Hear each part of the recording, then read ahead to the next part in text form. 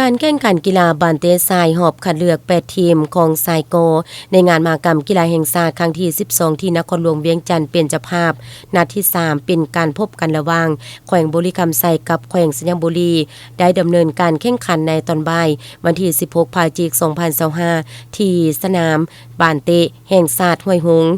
สนามทรงโดยเกียรติของร่วมรับชมการแข่งขันของท่านเรือนวิไลจันทรพันธ์รองประธานสภาประชาชนแขวงทั้งเป็นประธานสหพันธ์กีฬาบานเตแขวงบุรีคำไซ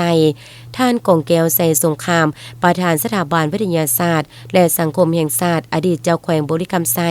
นอกจากนี้ยังมีบรรดาการนำทั้ง2แขวงคณะนำครูฝึกนักกีฬาตลอดฮอดกองเชียร์ทั้ง2ฝ่ายเข้าร่วมเป็นจำนวนหลงหลายซึ่งสถิติในการแข่งขันใน2นัดผ่านมานัดที่1บุรีคำไซแม่นเสมอกับสวรรณเขต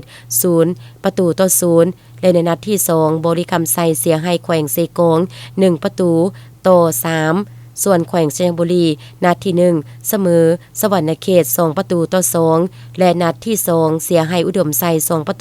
2-3เมื่อการแข่งขันเริ่มขึ้นเป็นทีมแขวงบุรีคำไซที่เปิดเกมบุกอย่างหนักและเป็นฝ่ายครอบครองบานหลายกว่าเพียงแต่นาทีที่10ของการแข่งขันในครึ่งเวลาที่1บุรีคำไซก็สามารถยิงประตูนำไปได้ก่อน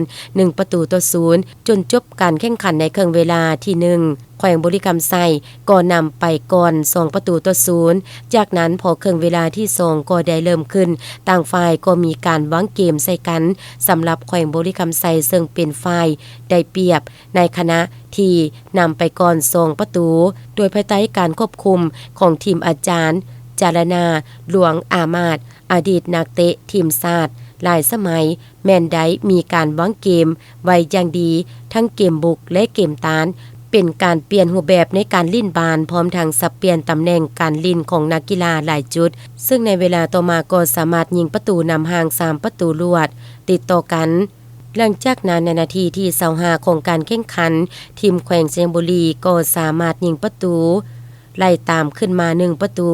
จากการยิงจุดโทษที่จุดโทษและในตอนท้ายของการแข่งขันแขวงบุรีคำไซก็สามารถยิงได้เพิ่มอีก2ประตูจบการแข่งขันแขวงบุรีคำไซสามารถเอาชนะแขวงเชียงบุรีไปได้อย่างขาดลอย7ประตูต่อ1การลงสนามในครั้งนี้แม่นได้รับเงินอัดฉีดสุขยูน้ำใจนักกีฬาจากท่านกองแก้วใส่สงครามอดีตเจ้าแขวงบุรีคำไซเป็นจำนวนเงิน20ล้านกีบ